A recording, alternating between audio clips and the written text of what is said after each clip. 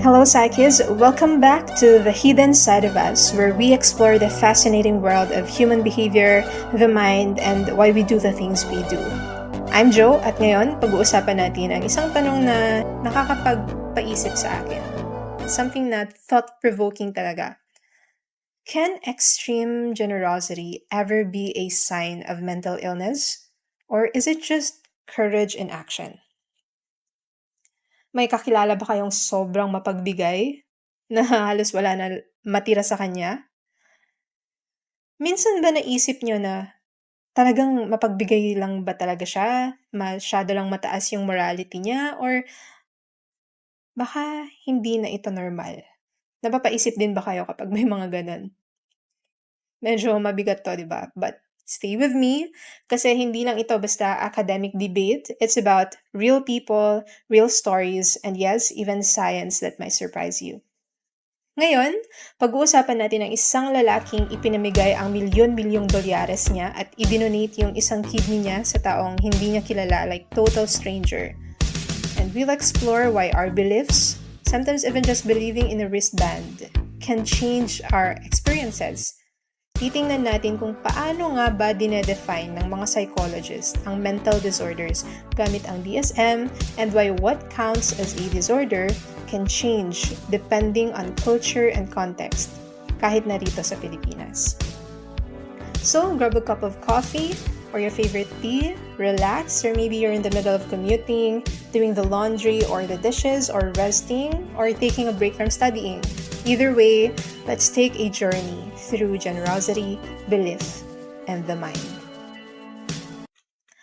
Alright, magsimula tayo sa isang kwentong kamangha-mangha. Well, at least for me. Kasi nakakapagtaka to. It's about a man named Zell Kravinsky. Lumaki si Zell sa Philadelphia sa isang working-class family.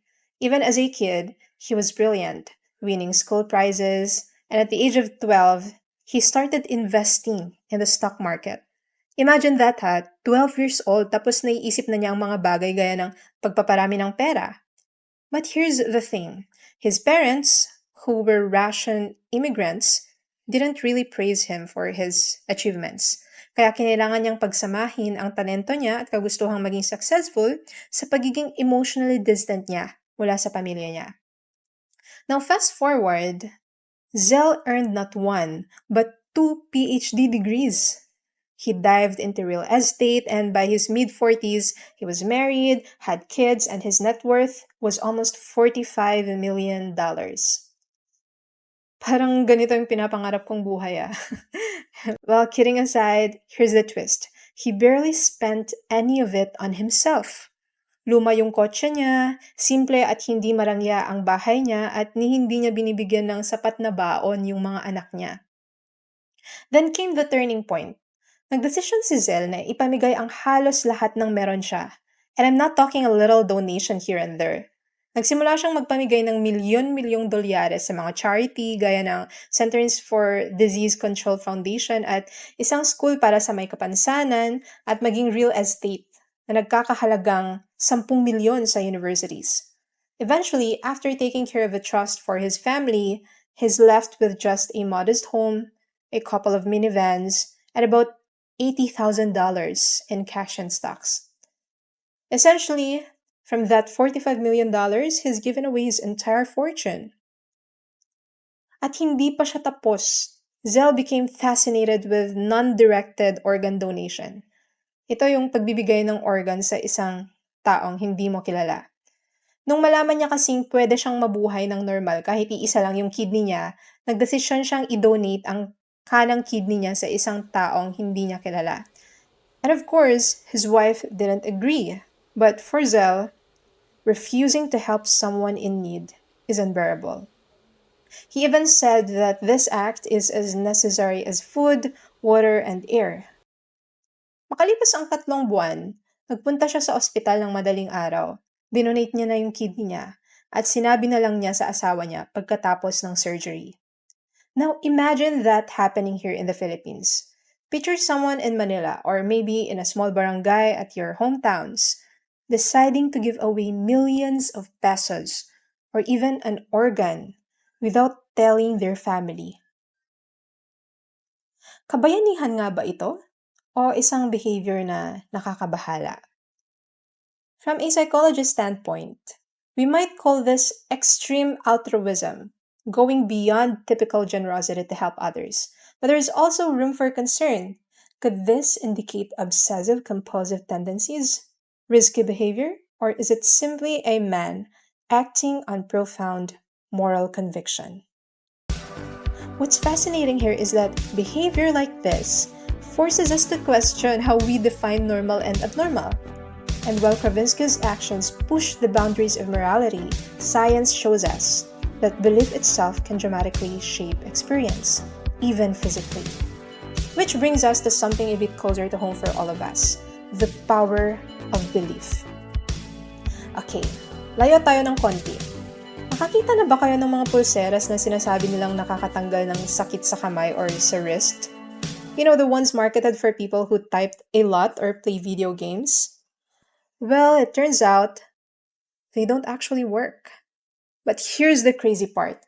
People still feel better when they wear them. Sounds weird, right? This is where psychology steps in to explain what's happening.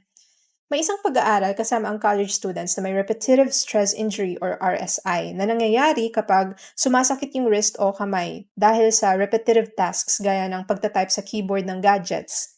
Hinati ng researchers ang mga estudyante sa 3 grupo. Yung isang grupo, pinasuot nila ng pulseras na may totoong magnets. Another group wore wristbands or pulseras that looked exactly the same, but the magnets were removed. This is called now a placebo. And the third group didn't get any wristbands at all. This is the group that's called no treatment or control group. Now, makalipas ang 30 minutes lang, tinest ulit lahat ng estudyante sa kung gaano sila kabilis mag-type sa keyboard at kung gaano kalala pa ang sakit na nararamdaman nila. Ang resulta? Both the real magnet group and the fake magnet group reported less pain. And in fact, the fake magnet group even typed a little faster than the real magnet group. Samantala, walang nagbago sa resulta ng grupong hindi pinasuot ng wristband. Ito ang tinatawag nating placebo effect. At ito ang dahilan kung bakit sobrang importante ng controlled, double-blind studies sa psychology. Neither the participants nor the researchers knew who got the real magnet or the fake one, which keeps the results unbiased. Now let's make this a little closer to home. Pansinin natin yung local practices natin dito sa Pilipinas. Marahil may mga ibang umaasa lang sa herbal remedies, sa hilot, o maging sa pamahiin, or zodiac signs. Yan, ang daming naniniwala sa zodiac signs. I'm not saying that mali yun. I'm just saying that sometimes it's not the remedy itself that works. It's the belief that it works. The mind literally influences the body. And this ties right back to Kravinsky. Just like belief can make a magnet feel effective, our beliefs about what's right, what's necessary, or what's moral can shape behavior that others might see as extreme or even abnormal. Naniwala si Zell na ang pagpapamigay niya ng pera at kidney niya ay kasing halaga ng paghinga niya. Ang paniniwala niya ang nagtulak sa kanya para gawin yung mga ikinilos niya, kahit na hindi ito maintindihan ng iba. So, if belief can literally change how we feel and behave, how do psychologists decide what counts as a real mental disorder? How do they separate unusual but healthy behavior from true dysfunction? Dito na ngayon papasok ang susunod na pag-uusapan natin. Okay, Psychies, now let's zoom out a bit and ask a really important question. How do psychologists actually decide when behavior crosses the line from different to disordered? Paano nga ba? Paano nga ba nagda-diagnose ang psychiatrists? Paano nga ba na-determine ng psychologists kung may something na?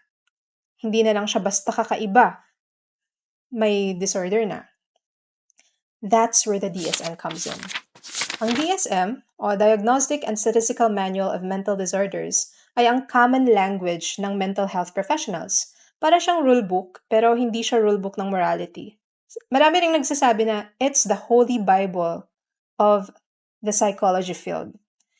Hindi nito sinasabi kung ano ang mabuti o masama. Yun yung pagkakaiba niya sa Holy Bible. Instead, sinasagot nito ang tanong na, is this behavior causing real psychological harm? Now, in the DSM, behavior is generally considered a mental disorder not because it's unusual, but because it meets certain conditions. May mga criteria tayo. And it goes separate ways depending on the disorder itself. May mga criteria po. So, paano ngayon ito? The only people who can and who are equipped to, diagnose someone are the clinicians, the psychiatrists. Even the psychometricians are not licensed to diagnose someone. Paano pa kaya yung mga taong wala talaga sa psychology field? So, nandun na tayo na we don't have the license, we don't have the capacity, the resources to diagnose someone, but it changes the narrative when we have someone close to us, like we have friends, we have family, we have our loved ones na nagtataka na tayo kung normal pa ba ito o hindi. And we're here right now to answer that question. The question about drawing the line between normal and abnormal. And although we're not licensed to do it, to diagnose, meron tayong dapat signs na makita para masabi natin na hindi na normal. And it's different from disorder to disorder, but it helps us when we know these signs, when we know these conditions, these criteria. At kapag alam na natin yun, we now have the basis to seek for professional help. So, important din ito. Now, balik tayo sa tanong natin kanina. In general, how do we define abnormality? When does human behavior become abnormal? Una, may clinically significant distress. Ibig sabihin nito, the person is genuinely suffering, emotionally, mentally, or psychologically. Hindi lang siya naiiba, nahihirapan talaga siya. Pangalawa, may functional impairment. The behavior starts interfering with daily life, sa trabaho niya, sa pag-aaral niya, relationships, or even basic self-care. Psychology is less concerned with whether something looks strange and more concerned with whether it's disabling. Pangatlo, persistent at pervasive ang pattern. Hindi ito one-time reaction ha. Hindi lang dahil stress ka this week, meron ka ng acute stress disorder. It shows up over time and across situations. At panghuli, and this is crucial, the behavior cannot be fully explained by culture, values, or context. Dahil ang normal sa isang kultura, pwedeng mukhang hindi normal sa iba. The DSM explicitly tries to avoid labeling culturally accepted behavior as pathology. This is why the DSM exists. Para kapag ang isang psychologist sa Cebu nag-diagnose ng depression, pareho ang ibig sabihin nito kapag ginawa ng psychologist sa Manila or even in New York. It allows consistency in diagnosis, research, and treatment. Now, without clear criteria, hindi natin malalaman kung ano talaga ang epektibong intervention. Now, we have to consider the fact that the DSM isn't static. It changes as science evolves and as society changes. The current edition, DSM-5-TR, or the Diagnostic and Statistical Manual of Mental Disorders, 5th edition text revision, still reflects ongoing debates about where the boundaries of mental disorder should be. For example, may conditions like internet gaming disorder. Yeah, meron ng pangalan. Yung parang mga kilala nating addicts sa online gaming. Yeah, meron ng internet gaming disorder and caffeine use disorder. Yes, these disorders, internet gaming disorder, caffeine use disorder, now appear in the manual, but only under conditions requiring further study. Ibig sabihin, we cannot diagnose anyone with these conditions yet. Hindi pa sila official diagnoses. Okay? Signals lang sila na pinag-aaralan pa ng science kung kailan talaga sila nagiging clinically impairing. Wala pang criteria for this. At the same time, other proposed syndromes like apathy syndrome or parental alienation syndrome were ultimately rejected. Kaya kahit ang mga eksperto, hindi laging nagkakasundo. And that disagreement tells us something important. The line between disorder and difference is not fixed. Okay? It's constantly being negotiated by research, by culture, and by lived experience.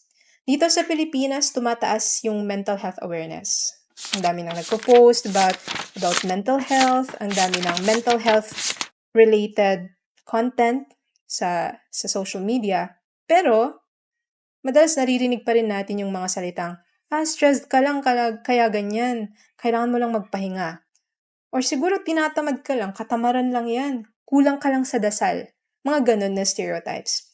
At minsan, baliktad naman. Konting kakaibang kinikilos lang, nililabel na agad na may disorder. Uy, ang ayos mo masyado maghugas. Parang nilalayan up mo pa yung mga baso bago mo hugasan. May OCD ka. Mga ganon. Both extremes miss the point. Okay? So, what does this have to do with extreme generosity? Belief in treatments like Helot or even excessive gaming? It reminds us that behavior doesn't become a disorder just because it makes other people uncomfortable. It becomes a disorder when it causes sustained distress, impairment, and loss of functioning beyond cultural norms. Hindi dapat mawawala yung cultural relativity ng mga behavior ng tao. And that's the tricky part. The DSM tries to draw the line, but it seems like the line keeps moving. Which brings us to the final part of today's episode. How far should we go in expanding the definition of mental disorder? And when does diagnosis stop helping and start overreaching? So, psychics, atras muna tayo para makita natin yung kabuuan ng pinag-uusapan natin ngayon.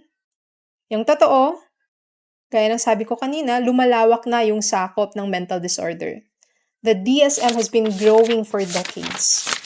Every few years, experts carefully review research and debate which behaviors should be considered mental disorders. Pero ito yung catch. Laging may pressure, malalaman o hindi, na pangalanan ang paraming human behavior bilang disorder. Every day, may nadedetect, may nadediscover na rare human behaviors. At may pressure lagi para sa clinicians natin na pangalanan ang mga ito. After all, health insurers, clinicians, and even society itself sometimes benefit from expanding definitions. Yan, mga health insurance.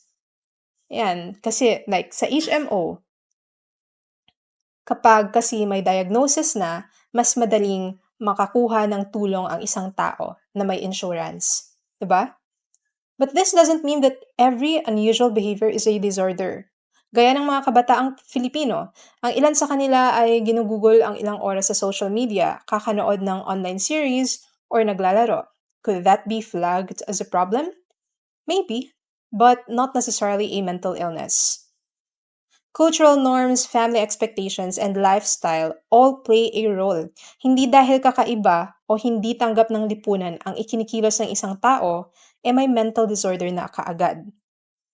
At ito ang connection sa pinag-uusapan natin kanina. Gaya ng pagiging sobrang mapagbigay ni Zel Kravinsky na nagmumukha ng abnormal behavior, nagmumukha ng compulsion, at gaya ng kung paano gumagana ang magnet sa pain relief sa wrist. Hindi dahil sa actual physics, kundi dahil sa paniniwala lang natin. Ang pangunawa natin sa mental disorder ay nakaayon sa kultura, sa siyensya, at perceptions natin. In other words, what one person or one society sees as extreme or abnormal might be seen by another as admirable, as adaptive, or completely normal. And that's the tricky, fascinating, and sometimes controversial part about psychology. It's not just about behavior itself, but also about how we interpret it. Okay? So, psyches, balikan natin ang unang tanong natin sa episode na ito. Is extreme generosity a sign of mental illness? Or is it just courage in action? After looking at Kravinsky's story, the science behind belief, and how psychologists define mental disorders, here's what we can say. Zel Kravinsky, he's not mentally ill. His actions were extreme, yes, but they came from a deep moral conviction and personal values. Pinakita niya kung gaano kalayo ang pwedeng gawin ng taong committed sa pagtulong sa iba kahit na tumataliwas na ito sa conventional expectations ng lipunan. The magnet study reminds us that belief itself is powerful. People felt better even when there was no real magnet, just the expectation that it would help. Pinakikita nitong ang mga pag-iisip at paniniwala natin ay pwedeng magdikta sa mga karanasan natin, sometimes as strongly as any physical intervention. Further, what this teaches me, and what I hope it teaches you too, is that our judgments of behavior are shaped by culture, beliefs, and ethics. Here in the Philippines, generosity, family values, and social cohesion matter a lot. And sometimes what looks unusual at first glance, like giving away millions or donating an organ, can be an extraordinary act of humanity rather than a sign of disorder. Kasi di ba nga, can you say the same to your ate, to your kuya, na ibinigay ang lahat para mapag-aral yung mga mas nakababata nilang kapatid kahit na sila hindi na nag-aral, nagtrabaho na lang sila? Can you say the same to those people? May malaking tendency na hindi. Kasi it's part of our culture. And I'm not saying that it's right, pero it just happens. And yung DSM, nagbibigay siya ng structure, nagbibigay siya ng gabay, pero hindi siya absolute. Again, cultural context, nandyan yan. Careful research and practical evidence all matter. And mental disorders? Lumalaganap na yung mental health awareness, oo, pero kailangan nating maintindihan na hindi lahat ng kakaiba o hindi inaasahan, maging yung mga hindi katanggap-tanggap na behavior ng tao ay dapat nang ituring na mental disorder. Na hindi porket sobrang ayos niya sa gamit, may OCD na siya. Na hindi porket lagi siyang hindi mapakali, may ADHD na siya. Na hindi porket lagi siyang nagkukulong sa kwarto niya, may depression na siya. Ang mga ganitong usapin, gaya ng pag-diagnose sa mga taong may unusual behavior sa mga mata natin, ay hindi dapat ninonormalize. Tanging ang mga lisensyadong professional lamang ang may kakayahang mag-diagnose sa mga kapwa natin. So, maybe the bigger question isn't about labeling behavior as normal or abnormal.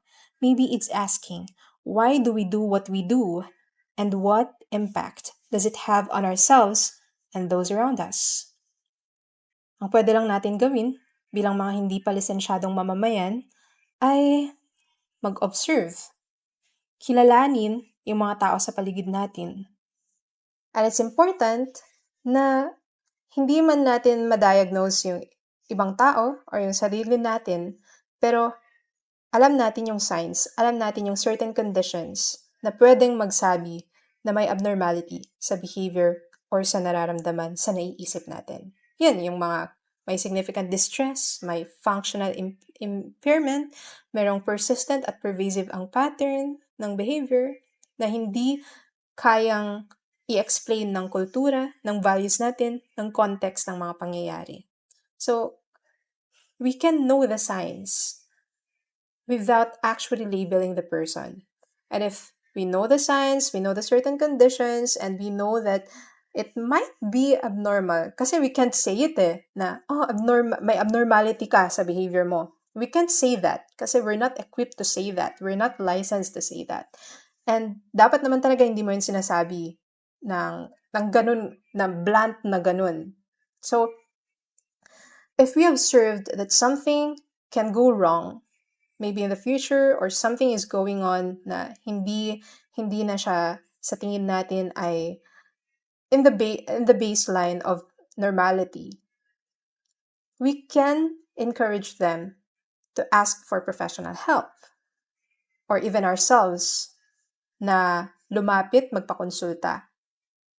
And it's not something na madali, lalo na hindi pa masyadong sanay ang Filipino sa mga ganito. Pero mapupuno at mapupuno ang threshold ng normality sa pagkatao ng bawat isa. Darating at darating yung panahon na kakailanganin natin ng tulong. And sana hindi tayo umabot sa puntong yun na mapuno yung threshold ng capability na may capability pa para matreat na hindi pa ganun kalala. One thing that's really important to bear in our hearts, in our minds right now, agap. Dapat maagapan. Sana maagapan. So, isipin mo. Mag-reflect ka sa sariling actions mo, sa sariling paniniwala mo, at sa kung paano mo tingnan ang mundo. Sometimes, the real measure of psychology is not just the science, but the human story behind it. So this ends our conversation right now. This has been The Hidden Side of Us. I'm Jo, reminding you to think, reflect, and maybe even question what you thought you knew about human behavior. Because what lies in the dark is still part of you. So, someday,